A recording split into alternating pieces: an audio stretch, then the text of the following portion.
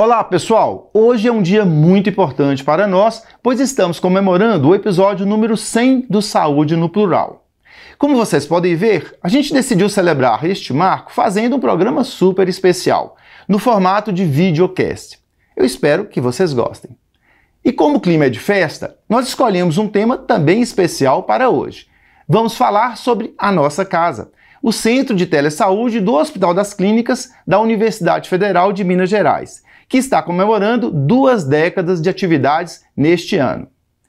Criado em 2005 oficialmente, o CTS foi pioneiro no país. Com cerca de 200 colaboradores diretos, ele atua em mais de 1.500 municípios brasileiros de todas as regiões do país. E mais recentemente, o CTS iniciou atividades em Angola, o que marca as suas atividades internacionais. Além de telecardiologia focada na realização e interpretação de eletrocardiograma na atenção primária, o Centro de Telesaúde atua na linha de assistência emergencial do infarto agudo do miocárdio, teleespirometria, teleoftalmologia e teleconsultoria, tanto assistencial quanto educativa. Desde a sua inauguração, todas as atividades do Centro de Telesaúde apresentam íntima interseção com projetos de pesquisa, os quais permitem um desenvolvimento e testagem de soluções e de ferramentas, além, é claro, da formação de recursos humanos de excelente qualidade. É isso, pessoal. O programa número 100 do Saúde no Plural já começou. Vem com a gente!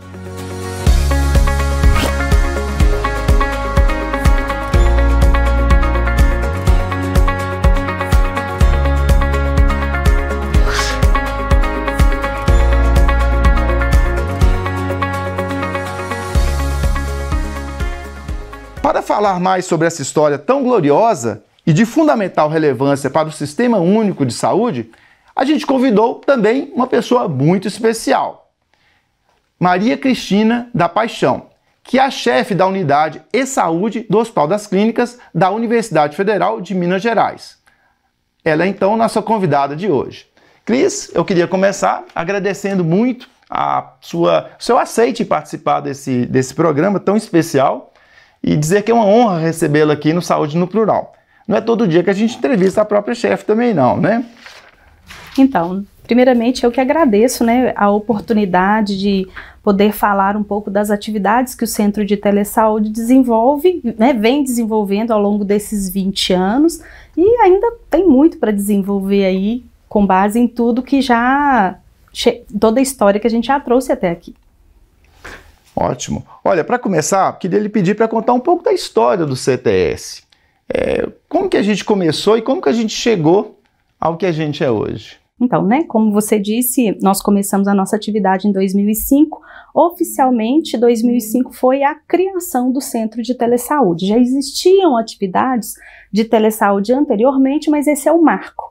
Porque a partir de 2005, nós iniciamos com a participação do edital da FAPEMIG, que eram com atividades especificamente para telecardiologia em 82 municípios, né? Esse edital, financiado pela FAPEMIG, previa então essa atividade e houve então a seleção desses municípios com base na dificuldade de acesso à atividade de telecardiologia e a partir do qual nós desenvolvemos as 2 primeiras ferramentas, né? De telediagnóstico ECG, a primeira versão, e de teleconsultoria também. E a partir dessa experiência e dos resultados, né, já que era um projeto de pesquisa, a própria Secretaria de Estado considerou a iniciativa super relevante e fez a expansão ao longo dos anos, né, da telecardiologia iniciada nesses 82 municípios para não todo o estado, mas para a maior parte, 80% do estado de Minas Gerais, então recebia essa atividade até 2012 com financiamento através de convênios.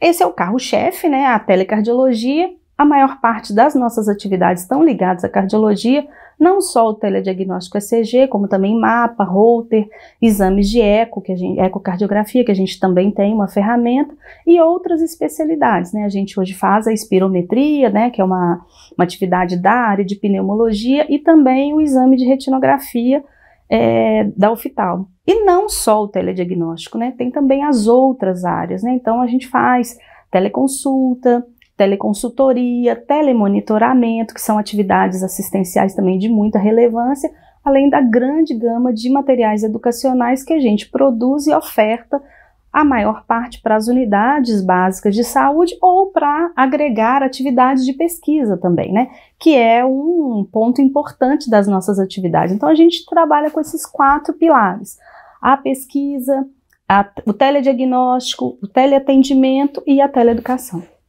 São muitas atividades, né?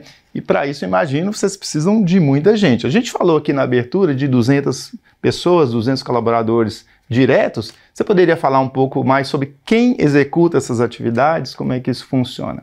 Então, muitos desses profissionais, eles são alocados por projetos de pesquisa, né? Então, são por projetos de pesquisa ou projetos de extensão. Alguns profissionais estão envolvidos em mais de um projeto, outros em um projeto específico, né? Então, por isso que dá esse número tão grande. Às vezes a atividade é uma atividade focada em um determinado projeto. E aí nesse grupo nós temos profissionais de saúde, médicos e das outras áreas. Na área médica, diversas especialidades, né? Além da cardiologia, a gente tem aproximadamente 40 especialidades médicas, né? Porque a gente divide em adulto e pediátrica. As outras áreas de saúde, psicologia, fisioterapia, fono, nutrição, que também tem uma atividade grande com a gente. E além desses profissionais, nós temos os administrativos, né, que é uma equipe grande, a equipe que produz o material. Então, além da área de saúde, nós temos profissionais de áreas muito diversificadas, né? Dentro da tecnologia, a gente tem desenvolvimento, equipe que faz testes nos nossos sistemas desenvolvidos, uma equipe grande de infraestrutura e suporte. Então, é muito diversificado nessas áreas da saúde, no suporte e apoio administrativo, monitoramento das atividades, né? Então, tem muita gente envolvida para gerar esse grande número de profissionais que envolvidos nas atividades. Sim, e aí a gente fica com a pergunta, e o custo disso, né? Ou seja, para mover essa máquina toda é preciso financiamento. Sim. E como funciona a obtenção de recursos para manter as atividades todas aí que são inúmeras do centro? Então, a maior parte das nossas atividades são financiadas pelo próprio Ministério, então a gente tem contratos, né, de financiamentos para as atividades específicas com o Ministério da Saúde em 3 áreas específicas. Então a gente tem hoje financiamento da Secretaria de Saúde Digital, financiamento da SAES, financiamento da SAPS, né? Cada atividade que a gente executa tem um financiamento específico, além dos projetos de pesquisa, que a gente tem financiamento FAPEMIG, financiamento do CNPq e até agências internacionais, né? A gente tem alguns financiamentos internacionais também de projetos que já estão em funcionamento, em atividade no Telesaúde, alguns desde 2014, 2016. Então, são também financiamentos de pesquisa com pesquisas a longo prazo. As nossas atividades, elas acabam tendo um financiamento que é mais perene, né? Nós temos financiamentos aí de muitos anos. Isso é importante para previsibilidade, exatamente, né?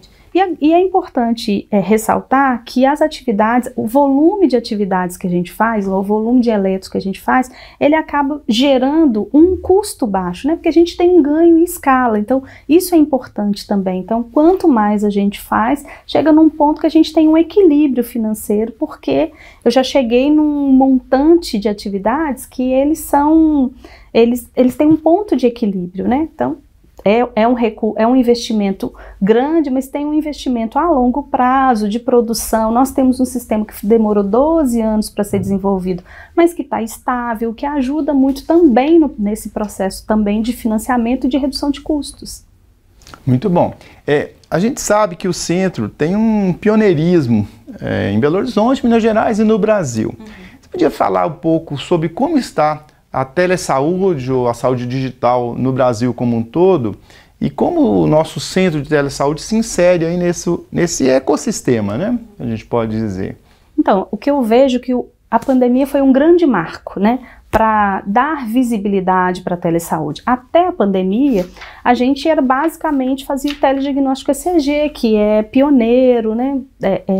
Já estava presente em mais de 10 estados até então, e com a pandemia, com as mudanças e com o potencial da telesaúde nesse atendimento, isso se tornou, ampliou o número de serviços, de atividades. A gente pôde desenvolver outros projetos que foram testados também nesse contexto e que também geraram outras atividades, e eles foram consolidados nesse processo. Então, assim, é uma experiência que o ECG trouxe, que possibilita desenvolver outras ferramentas, que possibilita desenvolver outras atividades. Então, esse pioneirismo, ele é um modelo, a gente consegue replicar esse modelo para outras atividades, para outros contextos, né? Então, acho que esse pioneirismo gera outras possibilidades, é claro. Tudo isso tem pesquisa envolvido, tem estudos envolvidos que vão gerar também, deixar modelos para outros lugares. O Centro de Telesaúde, ele é um centro referência para o Ministério. Hoje nós somos o maior centro de telediagnóstico, né, comparado aos outros, não só pela especificidade do exame, mas também pelo contexto, né? Então, o número de eletros, né, é muito maior, por exemplo, do que um número de retinografias que são realizados por um outro centro semelhante ao nosso. Então, esse é um cenário, né, que a gente está inserido aí com outras parcerias, com outros núcleos de telesaúde no Brasil. Então, a gente também não faz isso tudo sozinho. A gente tem parceiros distribuídos no país, nos estados que a gente realiza atividade, que possibilitam, né, toda essa grandiosidade de atividade que a gente faz. Muito bacana. Acho que nos resta parabenizar você, toda a equipe que você coordena, chefia, lembrando do professor Tom Ribeiro, que a gente não pode deixar de mencionar aqui, um pesquisador de renome internacional, a doutora Maria Beatriz Alquimim, que teve um papel muito importante aí como idealizadora, incentivadora da telesaúde, né, aqui no nosso meio e em todo o país. Queria te deixar a palavra aberta para você trazer algum aspecto que você gostaria de destacar, alguma coisa que eu não abordei aqui nas minhas perguntas. Fique à vontade.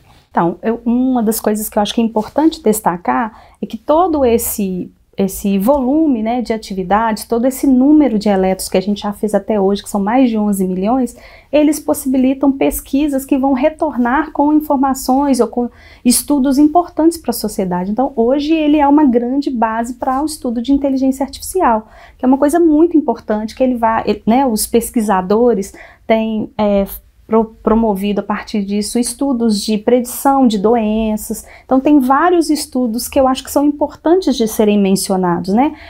Não é só assistência, claro que a assistência é super importante, mas essa assistência também retorna com informações que são importantes para novas tomadas de decisão, não só do ponto de vista assistencial, mas também do ponto de vista de gestão. Eu acho que são pontos importantes a serem destacados, né? Estudos de economia, de viabilidade econômica, que são possíveis serem feitos através dessas atividades prestadas e dos estudos.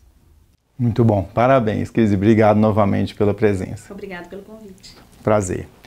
Bom, pessoal, então é isso. A gente está muito, muito feliz com a marca de 100 episódios e esperamos aí próximos passos bem edificantes. Esperamos contar com a companhia de vocês nos próximos episódios, porque vem muita coisa boa por aí. Não deixem de nos seguir no Spotify e em todos os canais aqui do Centro de Telesaúde.